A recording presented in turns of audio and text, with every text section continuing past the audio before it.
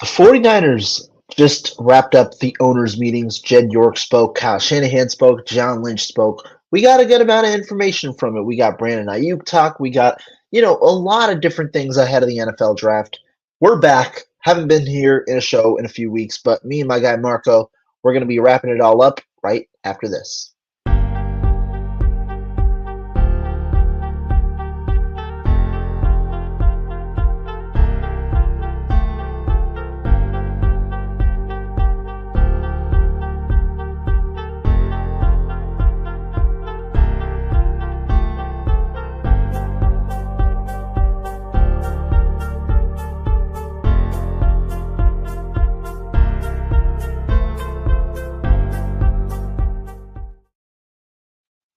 What's going on, everybody? Welcome back to the program. I'm your host, Rohan Chakravarthi, here with your other host, Marco Martinez. My guy, how you doing? What's up? What's up, man? You've been a busy guy, man. Freaking covering Wisconsin basketball, getting the cover of the March Madness. That's a pretty epic way to do things, man. Yeah, no, definitely. I mean, it's been a fun 2 weeks, but the one thing I missed was streaming. So we're back here, got a little free time, and definitely glad to chop shop now with the 49ers, giving us a few extra nuggets at the owners' meetings and things like that. So let's get into it. Absolutely. Which one? Where do you want to start? Do you want to start John Lynch, Kyle? Do you want to start Jed York? Where do you want to begin? I mean, a lot of stuff was said. A lot of things was left unsaid at the owners' meeting. So wherever you want to begin, man. I think I want to start a little spicy to start today's show because Jed York spoke and he spoke about, there were a lot of things. Talked about Brandon Aiyuk, talked about Brock Purdy, but Jed York spoke about, the potential impending contract for Brock Purdy. And it seems like, the 49ers are on the way to potentially paying a $40 million plus contract at quarterback.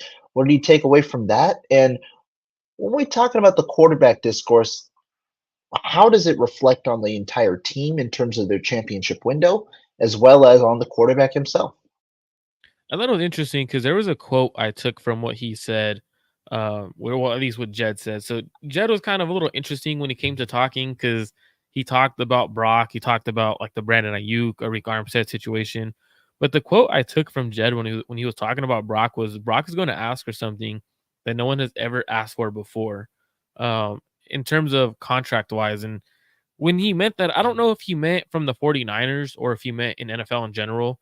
But I know there's other high quarterbacks being paid. So I'm pretty sure he's talking about the 49ers. I think it's interesting because he also mentioned that Super Bowls are won by dynasty or dynasty quarterbacks. He mentioned Patrick Mahomes. He mentioned Tom Brady.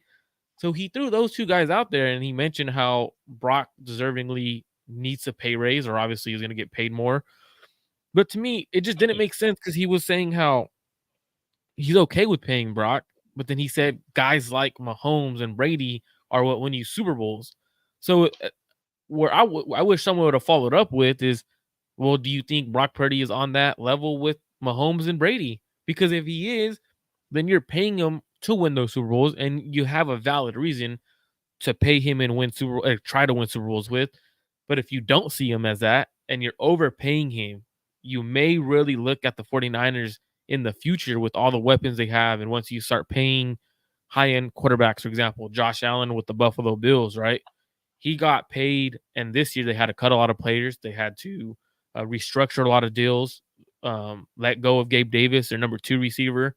So you're truly expecting that quarterback to carry you now. So Yeah. once you start losing guys like that, do they envision Brock Purdy as that guy that could carry them and win Super Bowls with for the long run? Because when you pay a quarterback, the guaranteed money is there over the 5 years, 4 or 5 years that you sign them for. So there's no way you could get out of that contract. Like it's not a 3-year deal where they're out in the second year. That's not how it's going to work. So the Niners truly need to understand if he's the answer. If he's the quarterback they 100% believe they can win with, for example, if they come out this year and he struggles a little bit, I don't see them paying that much money. I truly don't. And I mean, I think the quarterback discourse is always important. I've been one where I understand both sides of it. I mean, if you look at what Jed's saying, I think he was mainly inferring that the 49ers have never dished out a contract like that before. So you I know said they you dished wanted out to the choose most. violence, and then you're like, No, relax. no, We need no. some energy from you. Wanted violence. Choose violence, Rohan. It's okay. It's Yeah, okay to but get mad. I mean, he said it's a good problem when your quarterback is one of the highest paid guys on your team and in the league. I think that that's just the norm. I mean, I think your quarterback should be just because of the importance of the position. But I think when you talk about the discourse that comes with potentially paying a quarterback, I think a lot of teams are stuck in a limbo. You're right. There's the Mahomes, there's the Brady tier. But again, Brady was a different situation where he didn't necessarily, ask for as much money. And again, it's a new league. Jed brought up the situation where when they paid Garoppolo as the highest paid quarterback a few years ago, that was at 27.5 million. Now it's double that. It's skyrocketed for sure. And so I do think that this offseason there has been a bit of a window where you understand where quarterback contracts are going to. You talk about Kirk Cousins, you talk about Baker Mayfield, kind of residing in that 40 to 45 million dollar per year range. Again, Brock Purdy is younger, he's ascending. We'll see what happens this next year. But I think a lot of teams are in a quarterback limbo where you may not have a top five option. But again, the thing with that I've said about quarterback is if you're not paying this guy, who is your alternative? Because usually teams with good quarterbacks are drafting low in the draft. They won't have the option to potentially go up and select a top quarterback in a certain class. I'm going to specifically talk about the Dallas Cowboys. It seems very likely right now that Dak Prescott is going to hit free agency next year. The Cowboys are electing not to extend him. And right now, that move might seem questionable because if you're not extending Dak Prescott, what are you going to do at quarterback that makes your team better? Because ultimately, it is extremely hard to not only get a top quarterback option, but if you're not, if you have one, it's hard to move off of him and expect an upgrade elsewhere because of how tough it is to find the position. The Cowboys aren't going to be drafting high. They're going to be in the mid to late first round. And so it's going to be tough for them to potentially move off of Dak Prescott. And in the sense that Prescott likely moves on to get a bigger deal in free Mhm. agency, who are they left with? So to me, the question to me is I think it's a twofold. One, do you believe Brock Purdy is in that top five category where you're comfortable paying him? But two, if you don't, what is your alternative? Is it are you willing to punt potentially on a year where you draft a bridge or you're signing a bridge quarterback paying him maybe $10 million and you're punting on a year with the core that you currently have? Or are you going to be willing to pay the guy, understanding that there's no other option really, in the sense that you're going to do? And so that to me is the main problem with the quarterback discourse is that I think teams like the Dallas Cowboys with Dak, Miami Dolphins with Tua, even Tampa Bay with Baker Mayfield, it's like you have you're going to be forced in a way to pay this contract just because there's no other alternative, in my opinion. Which is why, to me, when I talk about Brock Purdy in the discourse, I don't even think about not paying Brock Purdy. I think about capitalizing the window when Brock Purdy is still on the rookie deal, because after that, it becomes much more difficult when you don't have 40 extra million dollars that you can spend on a yearly basis, kind of thing. Yeah, and absolutely. When you look at the Brock Purdy situation, like they're in a tough situation because, like you said, like they don't really know what they could potentially do. But Brock has a lot of trade value, right? So, like, if you feel like you know what, I don't want to pay this quarterback, he essentially made himself a very valuable quarterback in the sense of teams want him. Essentially, like he's played really well. He looks like he could play in any scheme.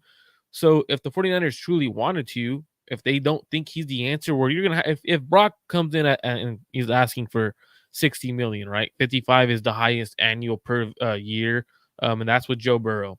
After that, it's 52 with Justin Herbert. So if he comes in asking for 50 to 60 million, I think you can't really pay that because looking at things, those teams have became depleted. Justin Herbert, his contract essentially made the Chargers get rid of everyone on their team. They had to restructure their two defensive ends.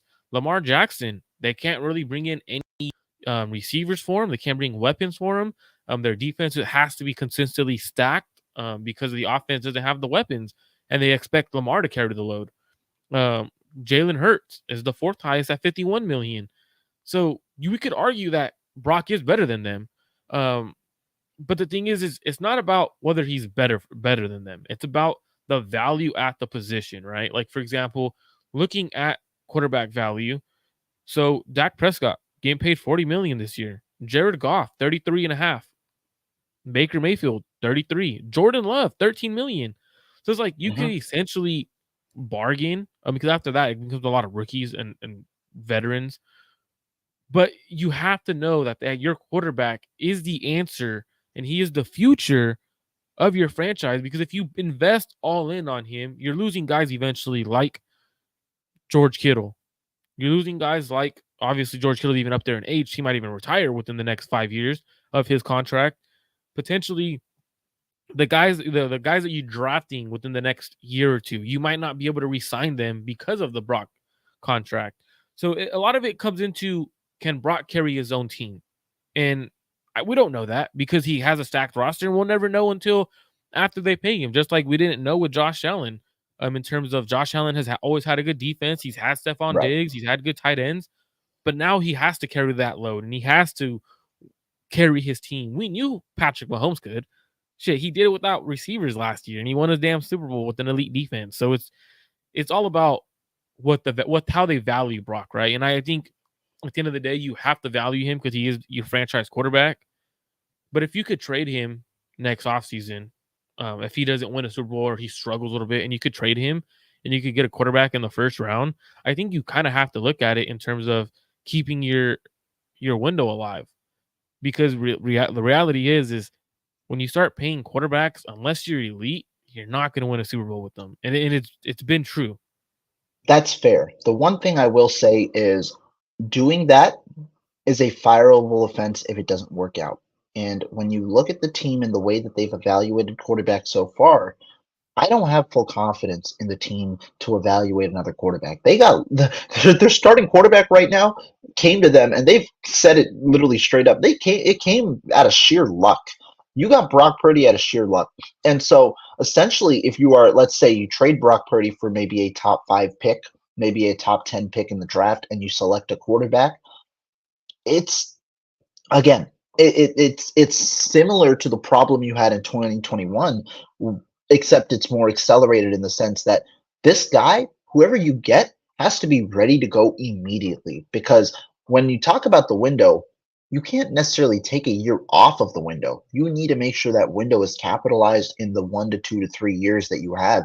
And so to me, for that, that's why if you're looking to potentially go for a younger option in the sense that you hope that you can, maximize cap savings in that sense, I think it becomes a little more difficult. The one thing I will say is when you talk about a comment like this, won't they make his deal backloaded? Yes, they will. However, it also just heightens the importance that you have to make sure that you pull it off in the very early years. Otherwise, you're going to face a situation. For example, I'll go back to the Dallas Cowboys and Dak Prescott. The Dallas Cowboys have not done a single thing this offseason. Why? Because when you have a backloaded contract and the quarterback is unwilling to move off of, or make a restructure, or the team is unwilling to make a restructure to hurt themselves in the future, you're going to have a year where it's a significant cap hit that you have to absorb. And Prescott was smart to have no tag, no trade clauses in this deal. And so you're going to have a year where it's like this, where you have $59 million or so tied into a quarterback and or 55 in whatever it cap might. and then 69 dead cap. Yeah, 59 million in cap. And so, you're tied into that quarterback deal. And so that's the one thing about backloaded deals. It heightens the importance that you have to capitalize on the early years because Ron, can you otherwise, go ahead. after you talk about the Prescott, I want you to address this comment and why you don't trust the team to evaluate QBs. Yeah, yeah. But overall, I think when you talk about a quarterback like Prescott, right, you need to make sure you capitalize on the early years, and I think that also is similar where you have intense scrutiny to make sure you do what you got to do in that year. The one thing I also will say about Dak Prescott, he has a 55 or whatever $1 million cap hit this year.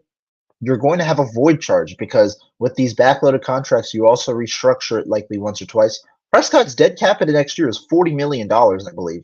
And so Mhm. the Dallas Cowboys are going to have to, it's not a 1 year problem because the Cowboys aren't going to contend this year, at least not to the capacity that they want to. They probably can't either next year.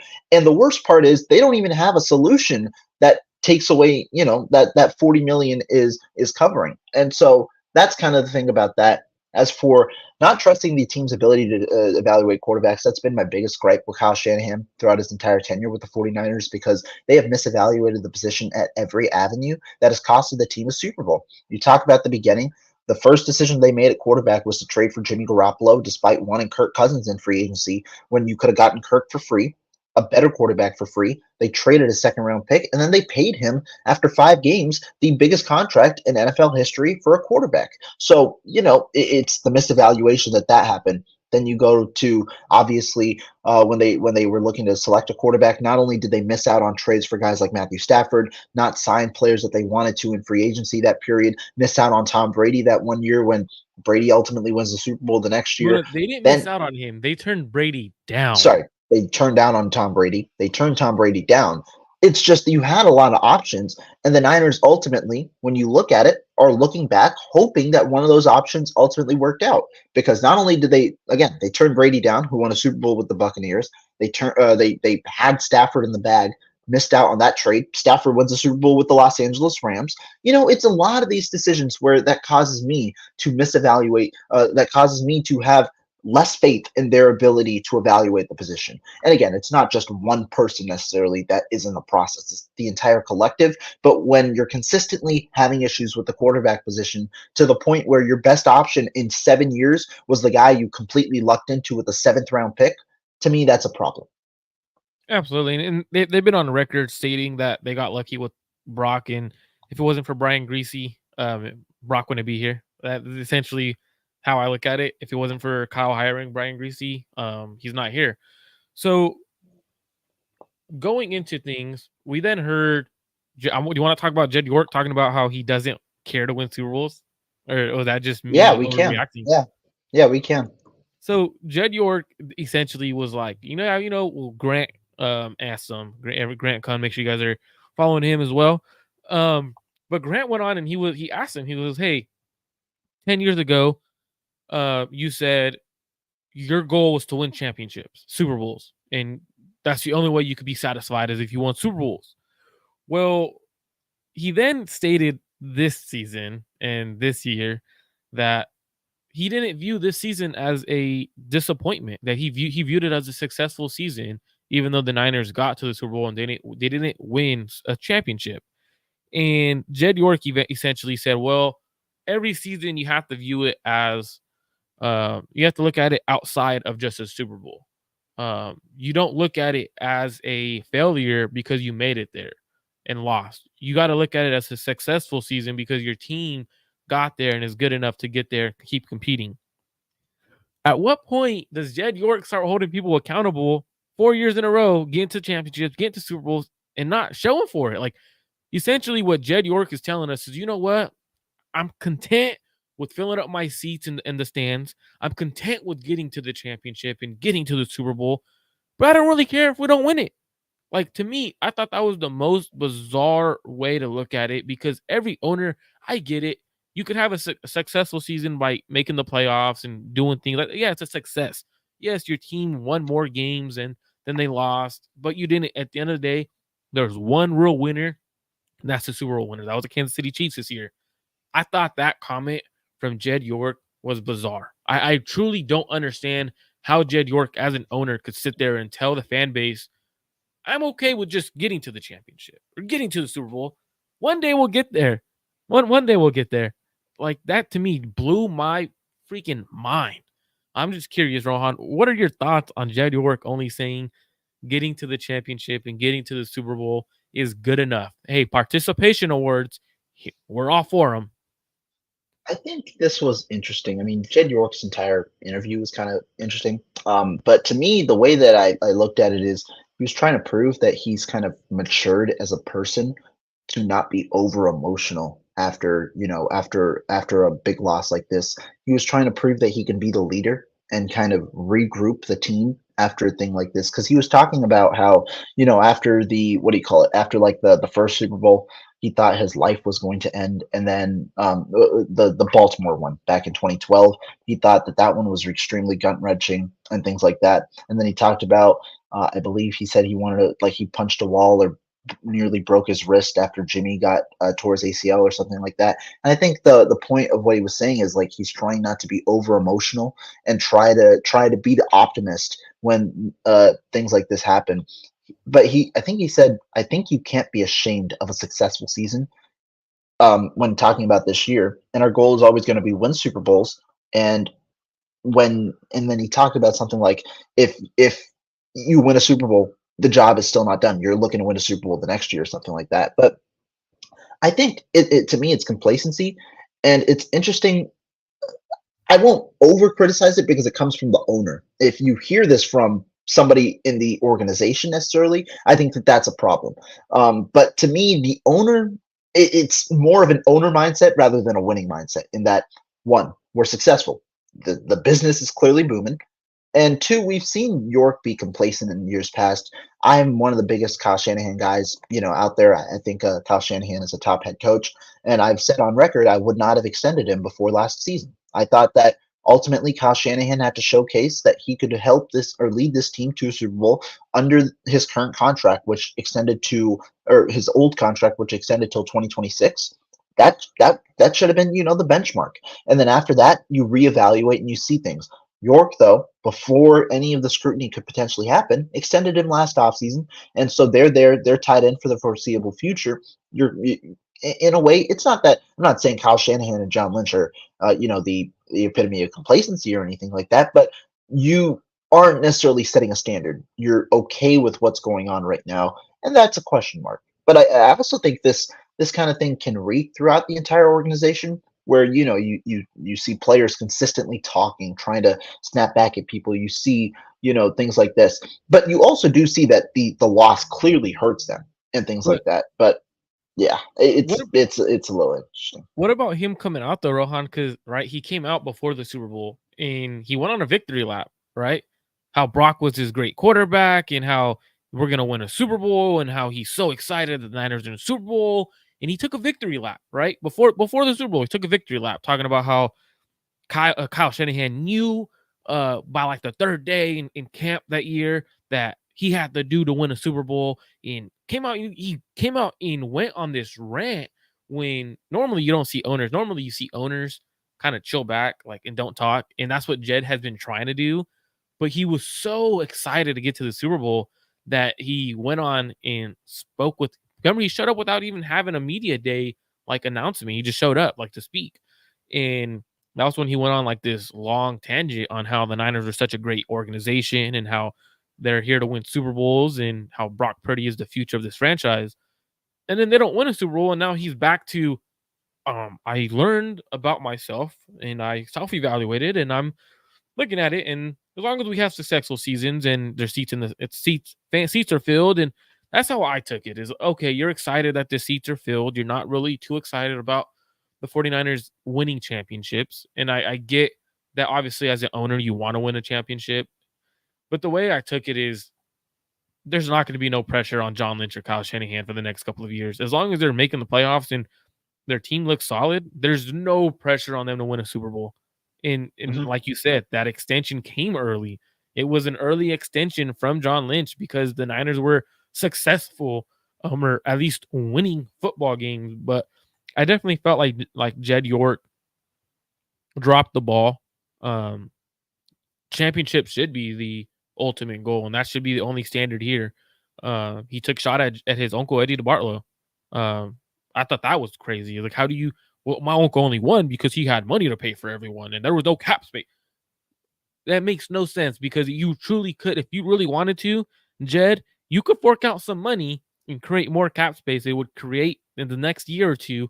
It would create more cap space if you pay people up front, like some other organizations have done. Example, Exhibit A, the Cleveland Browns, the New Orleans Saints. You could go and sign big name players and keep creating extra cap space. Now it's going to give you a little situation in a year or two, but you could put that money up front and win a championship and do what your uncle Eddie did. Just because the cap space is a thing doesn't mean you can't make it work. You just gotta pocket cash up front to these players by like restructuring and doing other things, not necessarily the restructures to backload and push void years onto players. So to me, I didn't understand where he was coming from with that. It didn't sit well with me because as a fan base, as a young fan growing up, my mindset from the 49ers was we were five-time champions. We're known as one of the greatest organizations because we win championships, and championships is the expectation here. And then he goes on and says, "Nah, my expectations are successful seasons. Whatever I feel successful is good enough." Like that's bullshit to me, to be honest with you. To me, yeah, I definitely understand it. To me, though, personally, I've never really cared, except for one, Jerry Jones. I've never really cared what an owner has to say. Maybe that's just me, but I don't really care about the owner portion of it. And I'm not saying this to excuse Jed York. Like I said, I think his mentality is a little complacent, but I mean, I don't know. I feel like owners kind of fluff things up. I don't really take too much of what they have with substance. And so to me, it is about results, especially with the 49ers and the way that they have. The Niners themselves have said, you a lot of players have said it's Super Bowl or bust. They understand. It's just you got to start, things have got to start to pick up and the window ultimately will be closing with this specific core. But if your owner, so I disagree with that though, because I agree with you in the sense of some of these owners they say shit just to say shit. Same thing with Jerry. No one really cares what Jerry Jones has to say or what he does because he's technically the GM, so he has more power than most owners. But the thing is when it comes from your owner saying this, it holds a little bit more weight because it's from the very top. Now, if the culture is to have successful seasons and that's what you're telling your franchise and that's what your head coach and general manager are okay with, Uh-huh. then it's a big reason. Like, so saying that, like, no matter what he should have said, championships are the culture here. Like, that's the expectation here, year in, year out. Saying you had a successful season and you're okay with losing in the Super Bowl, to be honest, is weird because now John and Kyle knows, all right, technically we don't have to win a Super Bowl and our jobs are okay. I just think it's weird. I don't know. I just personally thought Jed York was weird for that. No, I feel you. I feel you. We also Uh, have go ahead. no, I saw a comment earlier. Steve Wyche's interview, I think it was like a few minute interview with Kyle Shanahan. Did you get to catch that? And if so, what were your kind of thoughts on it? I think it was the main takeaway that I got was like his pure confidence in Brock. But what did you kind of think about it?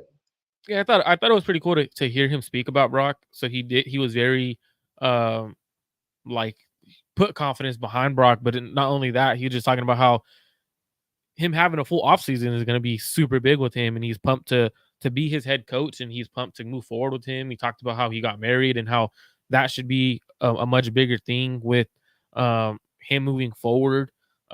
He should have more confidence and have more energy and more. Honestly, what he said is what every coach should talk about their quarterback, though. Like again, when we talk about stuff like this, it's one I loved seeing Kyle, and it wasn't the what he said, it was the way it came off, and it was more so the body language when he Genuine. was saying it. Yeah. It's like it was Yeah. his body language was truly excited. Like you could see the energy coming through him. And I thought that was the best part is like Kyle finally is confident in a quarterback. He finally has his quarterback. But guess what? Like I said last year, he called Brock the real deal. Jed York said stuff. I said if you're gonna call a quarterback in his second year the real deal and that there was no excuses last year. You had the quarterback last year. So this year, now that okay, benefit of the doubt, he didn't have an offseason. I'll give him that. This year you have the quarterback. So if you don't win, what's the reason? Yeah. No, I feel you. I feel you on that. And I think, again, um, it's cool to see him, being confident with his quarterback. Again, I think it emphasizes the current window. Got to be able to win a Super Bowl sooner than later. And I think, this year is your best shot with this current core because I think things start to probably change this next offseason. We already saw things start to change with Ark Armstead and him being released, but things probably start to change even more at a higher magnitude next offseason. So we'll definitely look at it. But I want to talk, about this specific year, the Super Bowl window, what the Niners did this offseason. T- Tell me about some of the moves. Your thoughts on some of the moves Guys like Yadam, guys like, the moves that they made. What do you think about them? Do you think they've done enough? And do you think that they should do a little more before the NFL draft? I think they went out and got depth, and I think that was an issue when you look at the roster. And you and I had said it. We had spoke with, I believe, Sunil on the show before the season. We had spoke about how signing. Well, at least myself, I think you agreed with me. But I had talked about how the depth in the inside on defense, on the defensive line in general, was an issue. We talked about how the O line was an issue, the depth wise there was an issue, and essentially, it's looking at the Niners roster. They do have depth issues, and people don't realize or based off of what everything's going. It's one of those ones where I'm worried about the Niners, but I'm not because they went out and did what they needed to do. They needed to add depth, and that's the biggest thing is adding depth to this roster was the biggest issue last year. But the thing is, though, is in my opinion, I don't think the D line was the biggest reason the Niners lost in the Super Bowl. I thought the D line played a phenomenal job in this, did a phenomenal job in the Super Bowl. I thought it was more so the O line who didn't play great, but also the O line wasn't the biggest issue. I thought it was more so the coach crumbled, and we're being straight up. The coach crumbled, and you needed your quarterback who we're considering a franchise quarterback, and we expect to pay him $50 million this year or the next offseason. So if you expect that guy should have stepped up and had a great game. Like you needed Brock to have a great game to win, right? So I don't think addressing the D line or going out and signing aging veteran linebackers when you have two young rookies you just drafted last year was the way to go. Okay, you signed Isaac Yiadom, a corner who's expected to compete for that starting job opposite of Charvarius Ward. But when you look at it, he's had one good year. You're okay, cool. You're bringing in a guy who's a journeyman who's had one good year. Um, so for me, I don't know how. I think they got better, right? I looking at everything, they got better depth wise. Their team's going to be really good. They didn't lose out on extreme players or extreme production from the defensive line or the offense. Everyone's coming back on the offense, so it's just a matter about having the depth. But I think there was bigger glaring issues that aren't being talked about, right? Like when you're going up against Mahomes, your quarterback has to go toe for toe, toe to toe with him and win that game. He played average. He played a good game. You didn't need that in a Super Bowl. You need your quarterback to play great, and I think that was the bigger issue. So free agency, I thought in this situation, if we saw the issue was O line, and the reason why Brock didn't play great was because of the O line. Why didn't we go address the O line? And you don't have to go play 20 million for an offensive lineman. For example, Tyler Biotis, a center, who I think starts day one on the Niners if he's on the team and Brunsel's on the team or Brendel's on the team. Sorry, starts day one. You got paid 10 million. I think his cap hit is 5 million. So it's like there's offseason signings from other teams and not necessarily the big free agent signings that I felt like the Niners could have been in on, but they weren't. So to me, that's where I'm like, why didn't you do that instead of this? So I guess now it's the waiting game and seeing how they address the draft. Do they go heavy O line and a deep offensive line class? And if they do, could that be a right away year one replacement for these guys? Because it surely wasn't the O line surely wasn't good enough to beat teams that had good defensive lines and teams that blitzed you. For example, the Cleveland Browns, good D line, good defense. They like to blitz. The Ravens blitzed heavy against the Niners with a good defense. The Chiefs, they all did the same thing. And how did Purdy play against them? He didn't play great, played average against them, but they lost every single one of those games, and it's not because of 100% Brock Purdy's fault. It's his O line wasn't good enough, and they failed him in a way. And I think that's should have been the bigger issue the 49ers should have looked at, not necessarily stacking up on two defensive ends, a linebacker who, which is weird, Devondre Campbell, and I know I'm going on speaking a lot, but Devondre Campbell, right? John Lynch and Kyle Shanahan said they speak highly of him. They look at him so high. If they looked at him so high, why did Kyle attack him every time they played the Packers? Makes no sense. But that's where I'm at. I think it's more so they addressed the wrong spots in the offseason. But again, they still have a draft to do, so they could address the O line in the draft. So that's where I'm at right now. Yeah, I feel you. And to me, here's what I think about free agency. I told you going into free agency, my number one thing was adding one offensive lineman. I specifically highlighted center, especially, I was looking center, right guard, or, center and guard. Specifically, though, the week before I highlighted center, I thought there was an ample amount of centers in this free agency period that would have improved the 49ers Mm-hmm. roster. I thought that was the most important part because it seemed like they were set on bringing back John Feliciano at right guard. Sure, if you believe in his veteran presence, he's a guy who's been durable. If you believe he can, at least be better than what you had with Burford last year, all right. Because right tackle, it seemed like you're improving in the draft. Didn't think you'd go for a tackle, but I thought you should have gone for a center. Niners had the opportunity, ultimately went elsewhere. I like the idea of adding depth primarily from a salary cap standpoint. One, it provides you more flexibility, whereas if you tie $20 million a year into one player, aka Javon Hargrave from last year, it makes it harder for you to move off of that contract. You have to eat a higher dead cap hit and things like that. Depth, maybe not having the same impact as one specific player, but with the way the Niners utilize their rotation at defensive line, adds in more bodies. I think that it makes sense. At least Leonard Floyd signing with his durability, I think it makes sense. I think that add some depth to the piece. Devondre Campbell, not great. I think they paid him a good amount though. They paid him $5 million. Uh, But you know why they overpaid him though, right? Go ahead. Because they lost Eric So they Henry. lost on Kendricks. Yeah, Yeah, yeah. But so I they had mean, to overpay. $5 million for Devondre Campbell, I'm not that high on. I'm not that high on. And so to me, that's whatever. Yadam, I think Yadam was a solid move and pretty cheap, so that was all right. I think the majority of their moves were all right. To me, the big thing was the miss offensive line at center. I thought center you should have definitely. Ooh, don't like that.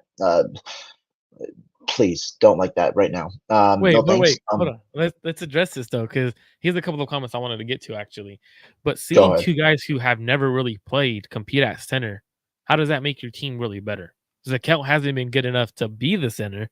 He's Also, been that's an trying to get run indictment there. right now on the way your center position is. If you're trusting these two guys, Ben Barch, there's a reason he's been, he's gone around a couple of teams now. He's not that good. He's not great. He is your worst offensive lineman probably on the team, at least at this moment. Zakel, we've seen him at center, and I thought he'd at least have a chance to compete, but unfortunately, it just doesn't seem like first of all, he's not strong enough. It seems, despite being around 315 pounds, he struggles with his anchor. He struggles in pass protection, and with the athleticism, that's the main draw with him.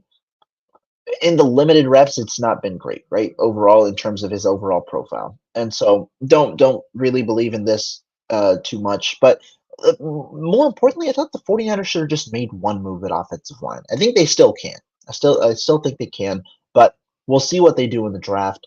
I think that right now, did they get better? I think that they've gotten better in certain areas. The question I have for you, though, and this is something that I've seen a lot on Twitter and on other areas.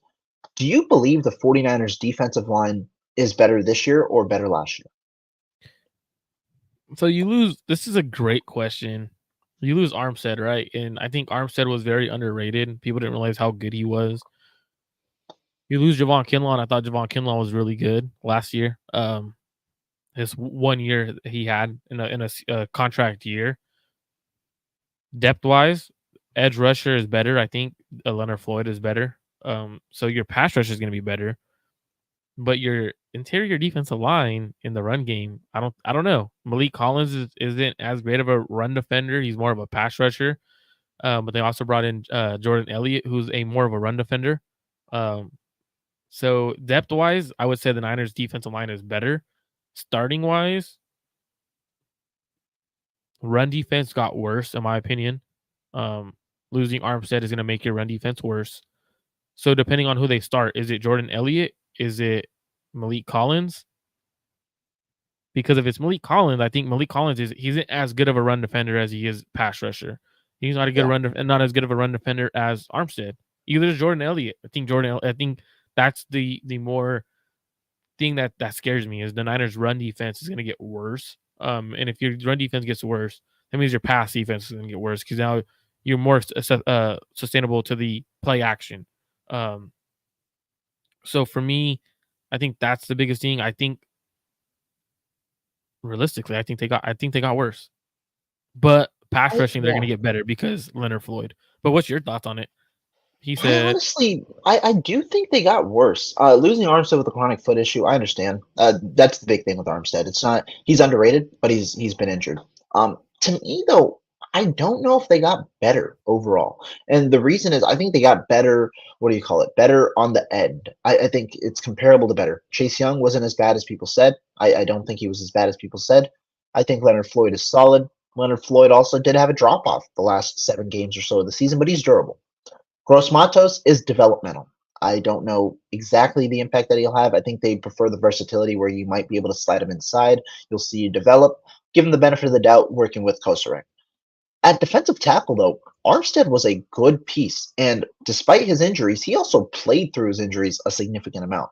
And so I understand the injury point and I understand the durability point. I think that that's true. But I do think the Niners got worse because when you look at Armstead, the reason they signed Javon Hargrave is because they thought he'd complement Armstead well. They thought that run defense would have been it would have been all right if you had Armstead in the middle to plug the gap.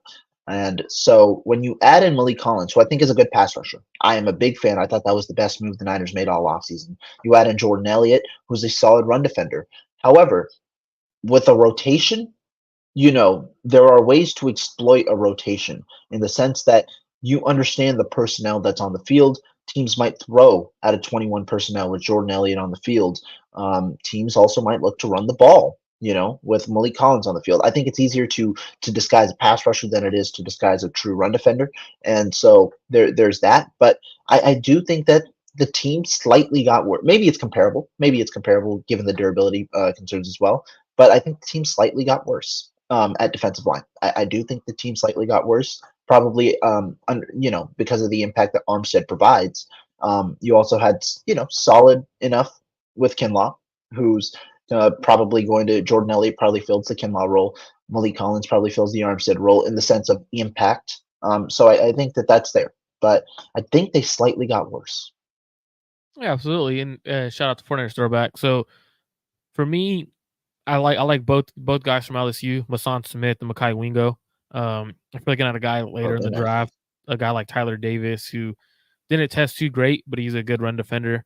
Um, but besides that, like this draft class is more so I would say Chris Jenkins. I really like him from Michigan if he's there in the second round. I do like Rook uh or Horo. I don't know how to say his last name. I don't know why. Like it's a harder last name to say. I think he's going to be a phenomenal player in the NFL from Clemson. So there's a lot of guys in the draft you could take. Um, so Aurora is a guy who has extreme upside. Jenkins' upside isn't as high, but his floor's I think a little bit higher right now.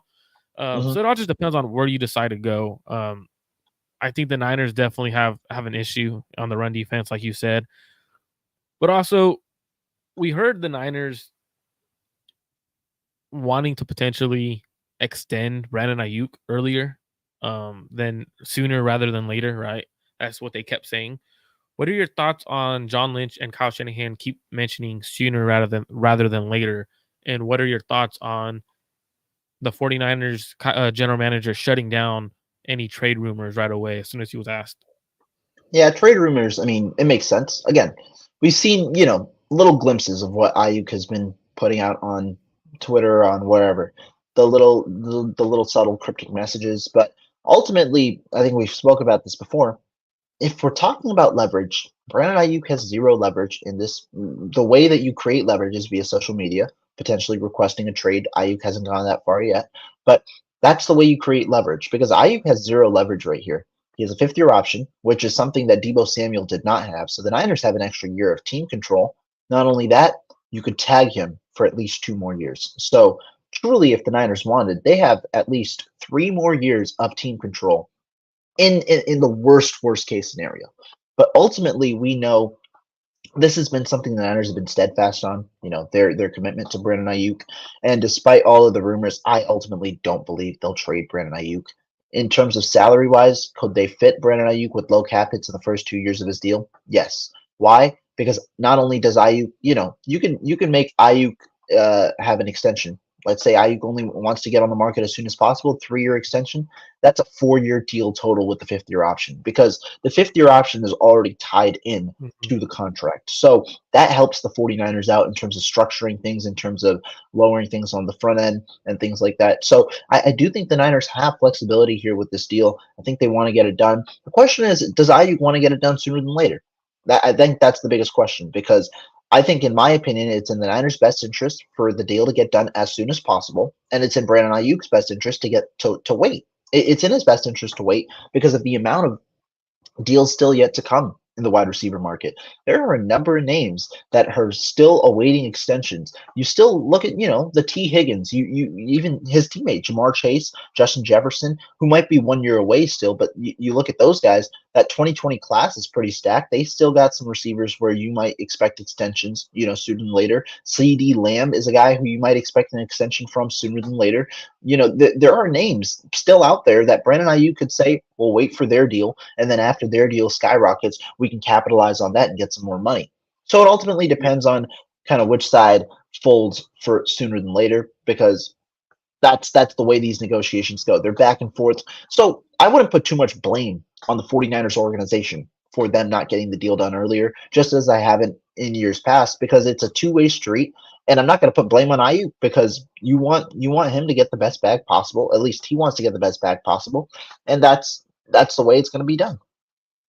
And what's crazy is with T. Higgins, Brandon Ayuk has more yards and touchdowns than T. Higgins. So you definitely wait for a guy like T. Higgins to go. Now, I don't see him getting CD Lamb money. I don't see him getting Justin Jefferson or Jamar Chase money. But definitely you got to wait for some of those other guys to sign. You want to try to be one of the last ones to sign. A couple of the comments. So for me, looking at Brandon Ayuk, I don't see him getting traded. I think he's going to be on the Niners. One, you don't make him play on his 5th-year option. You didn't make any other guys wait to get paid, or you didn't make them do any of that. So why are you going to treat Brandon Ayuk in any other way? Um, Kittle, they paid him in his 4th year. Warner paid him. Debo paid him. Why does Ayuk automatically get to play on that 5th year? He doesn't owe the Niners nothing. Just because they drafted him in the 1st round, he don't owe them nothing. Just like the Niners don't owe Ayuk anything. So for me, Ayuk, a deal was going to get dirty. That's why. What? Ayuk, a deal was going to get dirty. That's why. Type that again and then resend it, because I'm confused on that one. But looking at that, the 49ers with Ayuk, right? I know Invader said that Ayuk never took over a game when he was out. You can't really have a receiver take over a game when they're not getting targets. But looking at Brandon Ayuk, he's had 150 yards off on 6 targets. He's had 156 yards on 6 targets. So it's like, what do you consider taking over a game? Because some of these receivers who take over games get 10 plus targets and barely have 150 yards. So you can't really take over a game if you're not getting those targets. And for me, I think Brandon Ayuk deserves more targets. I think he deserves to get paid. I think the Niners would be dumb to get rid of their best man-to-man receiver, their best receiver overall in general. And it doesn't make sense, because I know a lot of people keep saying, "Oh, well, Brandon Ayuk and Debo, they both can't get paid." That's a false statement, because year one of that deal, right, of Ayuk getting extended, his cap hit's going to drop from 14 to um around 5, I believe. So they saved 10 million on that contract, right, year one, which would be this year, in Mhm. cap space. So you're having a receiver who's costing 5 million and another who's costing 25. You're okay to do that, or 28. You're okay to do that. It's when next year's when the money gets big, when you have an out on Debo's contract and you could trade him or you could get rid of him for the cheap. So for me, it doesn't make sense when people say that. I think he's on the roster. I don't see any scenario where he's not on the roster. He said, Ayuk's deal don't think is going to be a smooth transaction. No contract is ever a smooth transaction. Like, look at when Debo Samuel got extended. People forget he unfollowed the Niners, requested a trade publicly.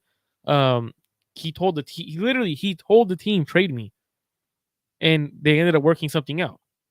Kittle's deal, that didn't go well. Yeah. There was who remembers hashtag pay Kittle? It didn't go well. It wasn't the reason why that hashtag started. I believe was his family members. It started because of that. Like, it's so no contract ever goes well with any team.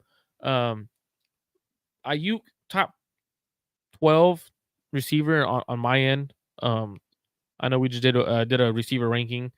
Um, how would you? Because I know a lot of people keep mentioning this. I want to ask you, Rohan, how do you replace Ayuk in this draft class with the receiver at pick 31?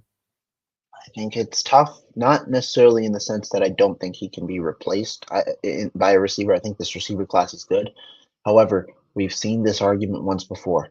I mean, when you traded DeForest Buckner, what did the Niners do? They ultimately pegged in defensive tackle at 14. They overlooked best player available. They had a tackle on the board that could have very well helped them in Tristan Wirfs. Instead, trading down one pick, allowing the Buccaneers to pick Tristan Wirfs, you had receivers, at your arsenal. CeeDee Lamb was in the mix. And I'm not saying that CeeDee Lamb would have been a better pick than what the Niners did with Brandon Aiyuk, but you had different options, but the Niners pegged in defensive tackle at 14, took Javon Kinlaw despite the red flags with his injury issues, and ultimately that pick didn't pan out. I think the issue is when you trade Brandon Aiyuk, you might peg yourself into taking a receiver, might take it too early, or might overlook best player available, which in this class could be an offensive tackle at 31. And I think that's the main issue. However, if you were looking at receivers in that first round range at the end who could be available that the Niners would be, willing to take, I'm looking at guys like Adonai Mitchell. Adonai Mitchell out of Texas, I think he would be a solid fit should he fall to 31. Will he fall? I don't know. I think there are a lot of receiver needy teams within the top 30, and I think that there are a lot of teams that would prefer Adonai Mitchell. Wouldn't be surprised if he doesn't go past the Texans over there at 23. I think that might be a realistic spot where he might, that He's might going be to the like Colts. If this he's there when the Colts pick, I would expect the Colts to take him. over Thomas. Yeah, and only Okay. because they like his route running ability, and he has the speed as well, and is essentially he's essentially like Thomas, but a better route Mhm. runner. He's a more Yeah. polished route runner right now. Got it. I think this is the right way, and this is the way that I've kind of been hinting at the entire offseason. Now, at the combine, I'm going to bring this up because I want to clarify. I never advocated for the Niners to trade Debo Samuel. I did not Yeah, you say did. that Debo Samuel trade was going to happen this offseason. All I'm saying, and it was you've heard glimpses since then. The 49ers were entertaining the idea of trading Debo Samuel is what people like myself heard at the combine. Not that they will do it, not that they won't, not that they absolutely are going to do it either before the draft or after the draft, but they were entertaining the idea, which likely, if that conversation were to come, would happen closer to June 1st, because it would be a post June 1st trade. And so that would be the idea.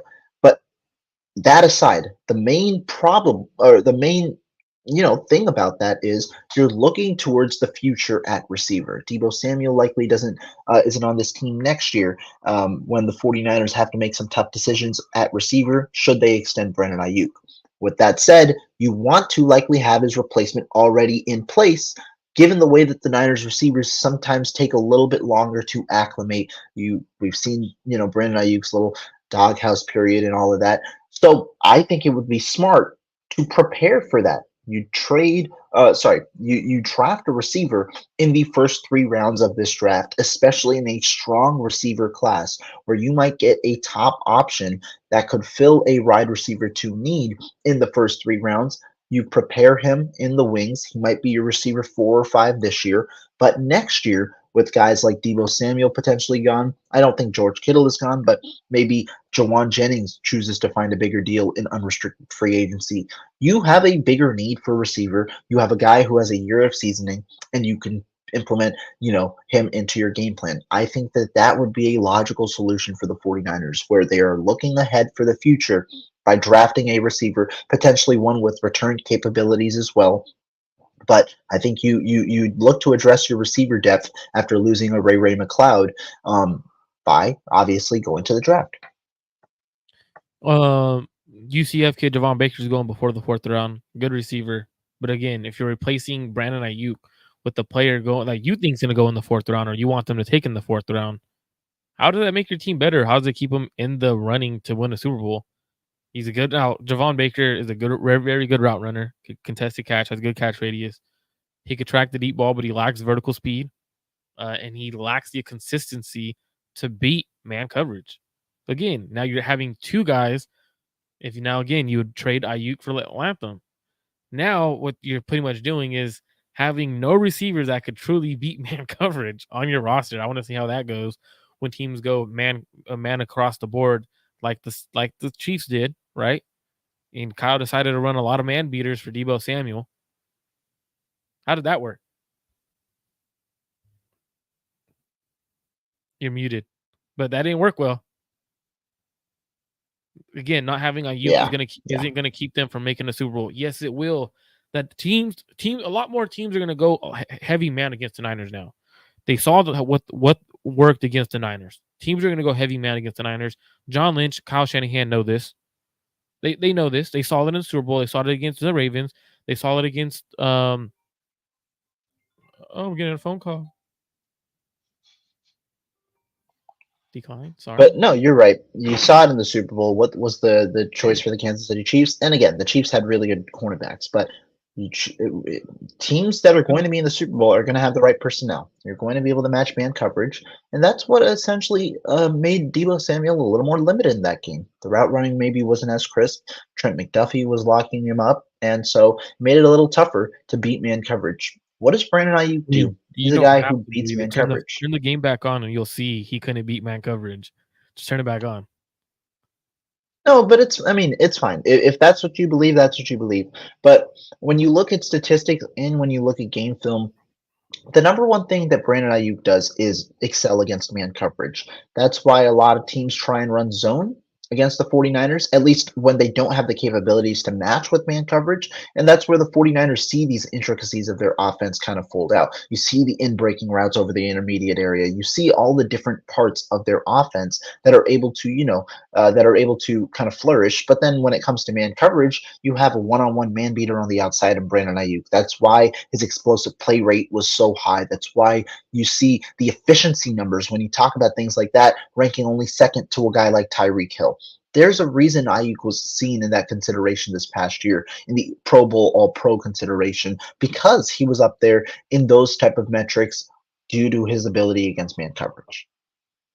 Yeah, and that's the thing is with the Niners, with the biggest issue on why they lost is when you're looking at what happened is they decided to run a lot of man beaters for Debo.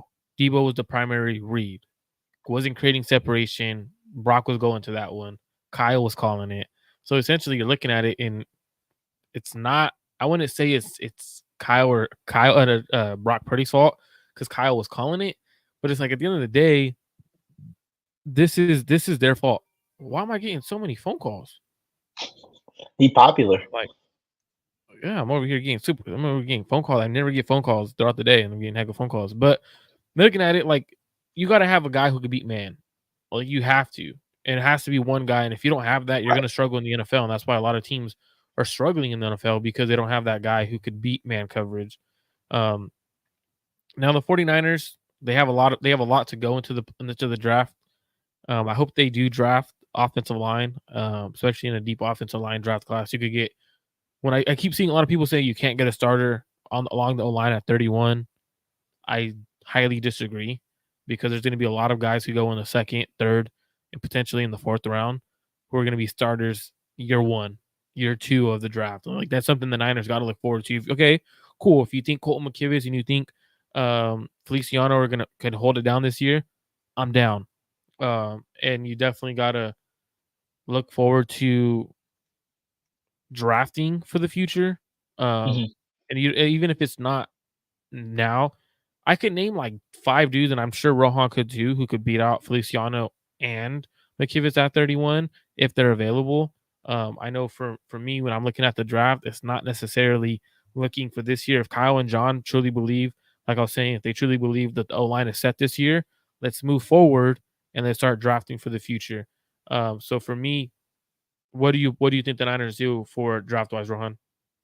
I think right now, at least their free agency moves position them well to take best player available, which in my opinion likely ends up being a tackle at 31, or it could be a trade up, maybe even a trade down. I think that overall the 49ers are in a good spot for them to address, the offensive line at 31. Why?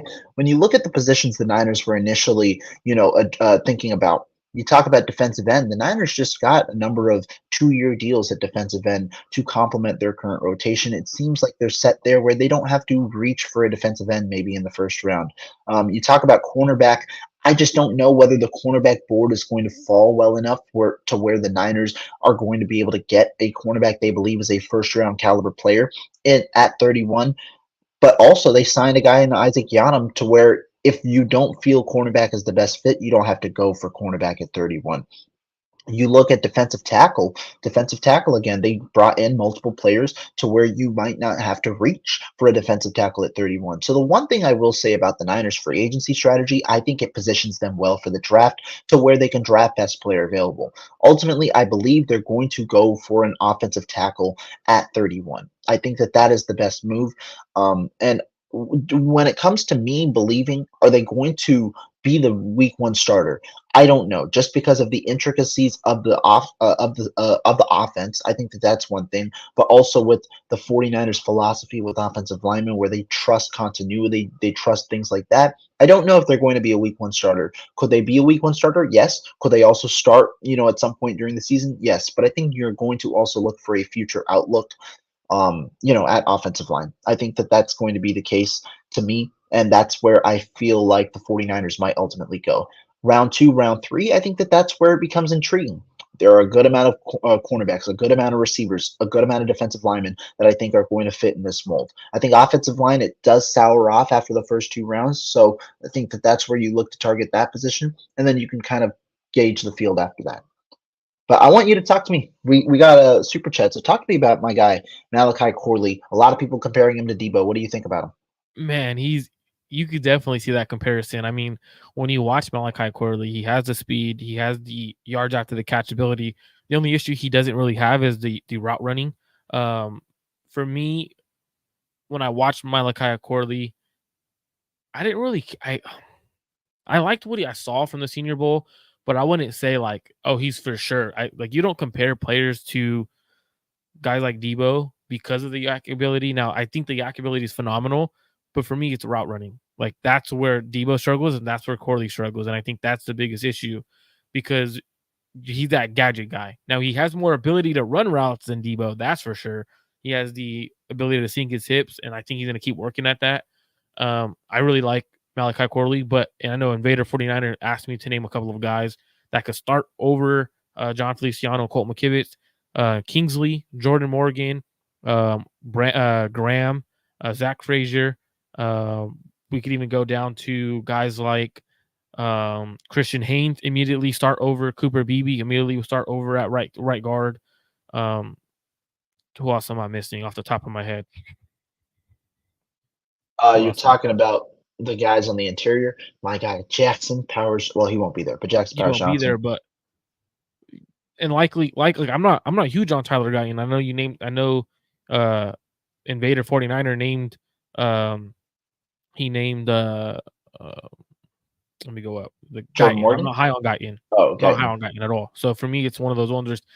There's people look at the Niners right guard and right tackle situation, and just because Kyle and John are telling you that they're great, trust me, they're not that good.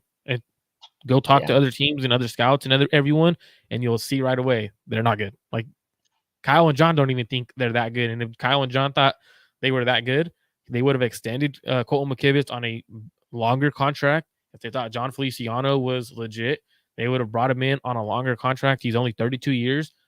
Guards could play to 35. So if they truly thought that they were that good, hey, like Brandon Aiyuk says, right?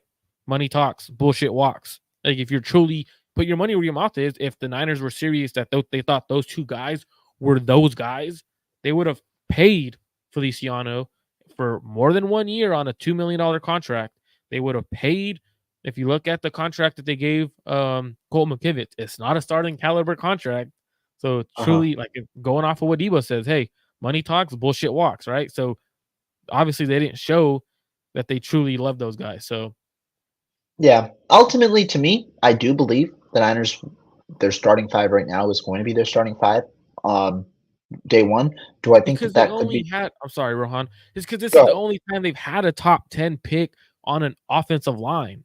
Like, what other player have they drafted in the top 10 that was Nine. offensive line? Like, even Yeah. if you take someone if they take someone back in the second round, their plan was to start Aaron Banks year one. If it wasn't for his shoulder injury, they started Spencer Burford year one. He was a fourth round pick.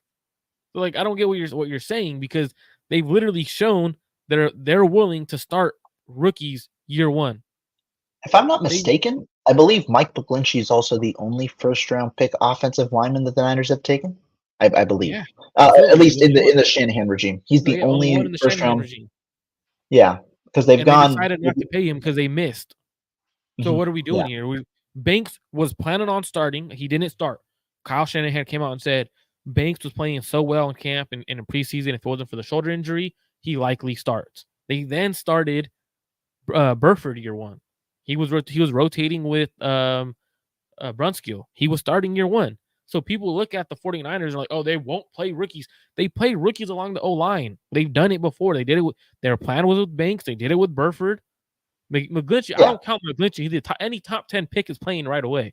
Like, that doesn't make sense. A top 10, any position is playing year one. So that doesn't make sense when people bring up McGlinchey. Talking about this comment, I actually tend to generally agree in terms of starting tackle day one. The one question or the one difference I think with this class is this is a very unique offensive tackle class. I think this is a very unique offensive tackle class in the sense that you might have 11 first round caliber guys. Usually people reach, for offensive line. This is a class where in the first round, you're not going to have to reach for an offensive tackle because of the amount of talent that there is in the class at the position.